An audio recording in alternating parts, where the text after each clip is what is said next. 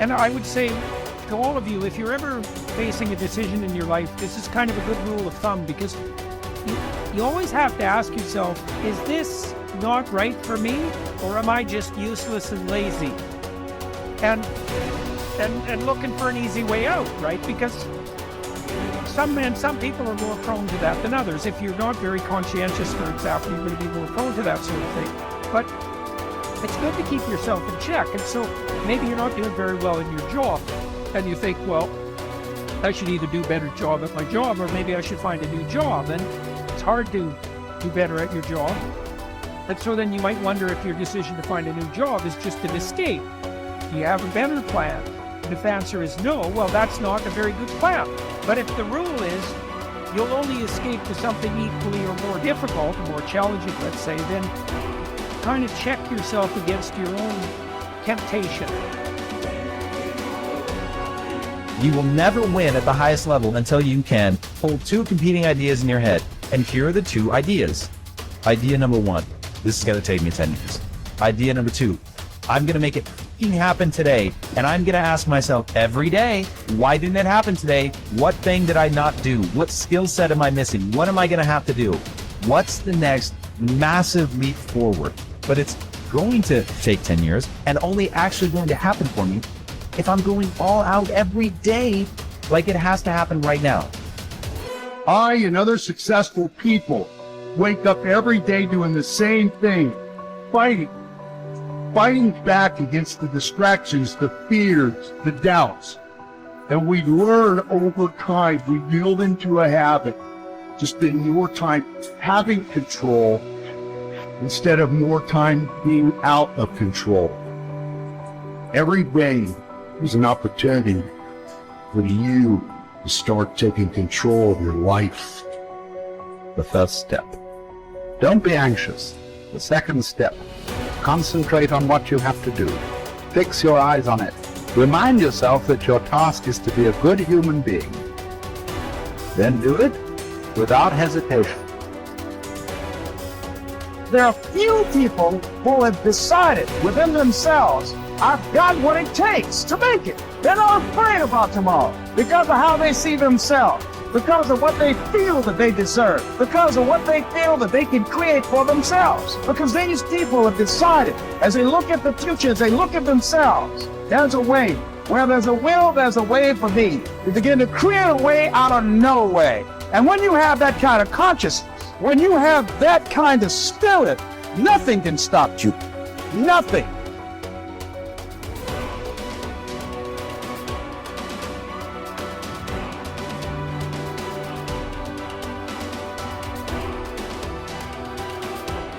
At dawn, when you have trouble getting out of bed, tell yourself, I have to go to work as a human being. What do I have to complain of if I'm going to do what I was born for, the things I was brought into the world to do, or is this what I was created for? To huddle under the blankets and stay warm? So you were born to feel nice. Instead of doing things and experiencing them, don't you see the plants, the birds, the ants and spiders and bees going about their individual tasks, putting the world in order as best they can? And you're not willing to do your job as a human being? Why aren't you running to do what your nature demands? You don't love yourself enough, or you'd love your nature too and what it demands of you. Casting aside other things, hold to the precious few. And besides, bear in mind that every man lives only the present, which is an indivisible point, and that all the rest of his life is either past or is uncertain. Brief is man's life, and small the nook of the earth where he lives. Brief, too, is the longest posthumous fate, buoyed only by a succession of poor human beings who will very soon die and who know little of themselves, much less of someone who died long ago. Just that you do the right thing. The rest doesn't matter, cold or warm, tired or well rested, despised or honored, dined or busy with other assignments. Because dying too is one of our assignments in life. So as well, to do what needs doing, look inward. Don't let the true nature of anything elude you. Before long, all existing things will be transformed to rise like smoke, assuming all things become one, or be dispersed in fragments, to move from one unselfish act to another with God in mind. Only there, delight and stillness. When jarred unavoidably by circumstances, revert at once to yourself and don't lose the rhythm more than you can help. You'll have a better grasp of the harmony if you keep going back to it. When another blames you or hates you, or people voice similar criticisms, go to their souls, penetrate inside and see what sort of people they are. You will realize that there is no need to be racked with anxiety that they should hold any particular opinion about you. When you wake up in the morning, tell yourself, the people I deal with today will be meddling, ungrateful, arrogant, dishonest, jealous, and surly. They are like this because they can't tell good from evil. But I have seen the beauty of good and the ugliness of evil and have recognized that the wrongdoer has a nature related to my own. Not of the same blood and birth, but the same mind and possessing a share of the divine, and so none of them can hurt me. No one can implicate me in ugliness. Nor can I feel angry at my relative or hate him. We were born to work together like feet, hands, and eyes, like the two rows of teeth, upper and lower. To obstruct each other is unnatural. To feel anger at someone, to turn your back on him, these are unnatural. You want to begin to look out on your life and what you want for you. And I think that when we begin to focus in the area of what does it take for us to act, I think we can say events can inspire us to act, like that particular event in his life. Circumstances. A friend of mine, he wanted to do something and he just did not have the motivation and the drive and the confidence within himself. But his circumstances changed overnight through an acquisition of the company that he worked for. He lost his job. Through the inspiration of desperation, he had to act. See, life also are things that can inspire us to act. See, we don't have the courage, and that's what it takes, courage. It takes guts to do that which you know you need to do. If you don't have the courage to act, life many times will move on you and make you act. Life will whoop your butt so bad. You will be so miserable, you will catch so much hell, you say, yes, I will do it. What do you want me to do? Take me. A friend of mine said, I can't stop smoking. I can't stop smoking. Doctor said, Sam Axelrod, you have emphysema. Sam never picked up another cigarette and said, look at those stupid people smoking. Sam, you did it for 35 years. How can you talk about people? Well, I was different. I'm trying to help them. They don't have to do the same thing I did. But be compassionate, Sam. Isn't it interesting how quickly we forget? So I'm saying that look at something in your life. It might be just writing a letter to somebody to say thank you. It might be just to apologize to somebody. I had a confrontation in the Penobscot building with the security guard there. He responded to me what I perceived as a negative way, and he and I engaged in an argument. I did not like the way I handled that. I avoided going through the front door for a long time because I didn't want to face him. Finally, I decided to act, and I went up to him and said, I want to apologize to you for the way in which I handled this argument we had the other day. I was wrong.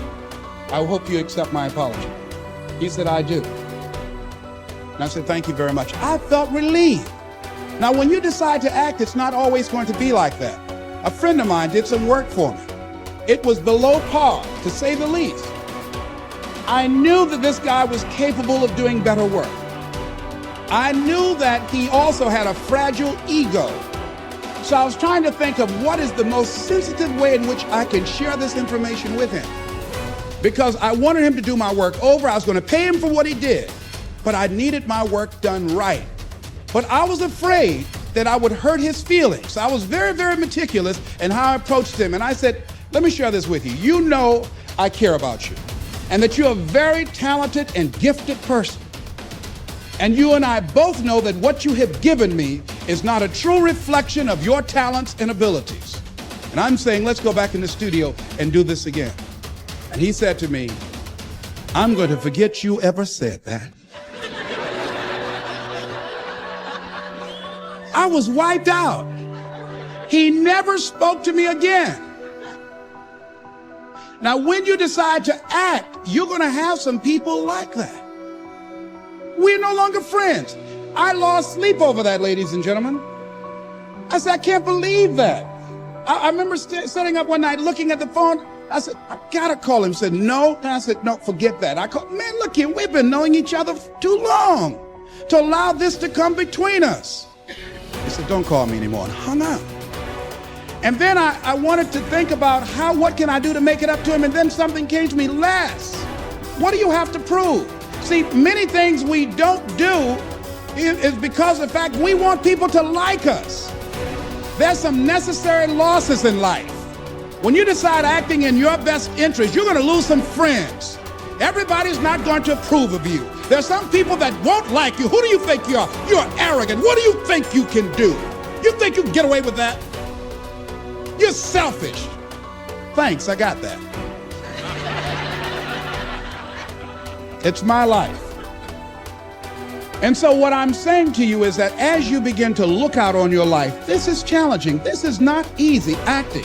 So what are the things that we can begin to do to harness our will? Number one, you've got to bring it out and look at it. You've got to take the power out of it. You've got to expose it to the truth. And the truth is that it has no power over you. So write down something you want to act on, but for some reason that you've been holding back, and look at it. The next thing is, ask yourself the question, is it helping you to continue to put it off? If it's an asset for you to continue to procrastinate, then continue to do that. But if it's a liability for you, if it's causing you some mental and some emotional challenges, or perhaps a financial problem, look at that. Examine that for what it is. Next step, ask yourself, what's blocking you? What's preventing you from acting? Why don't you have the courage to handle that? Why won't you face that? What are you running away from? What kind of avoidance behavior are you engaged in? Next is, what is the worst thing that can happen when you take action? So I looked at that and I said, what's the worst thing can happen when I tell him this? He can say, I don't like you. And he did. Now what happened? I experienced that. I looked at that. I saw that. And guess what, ladies and gentlemen? I didn't die. My feelings were hurt a little bit. I lost some sleep about it. And sometimes I think about it when I drive past his house, but I'm still here. It's uncomfortable, but it's okay. It doesn't bother me anymore. I've gotten used to it now.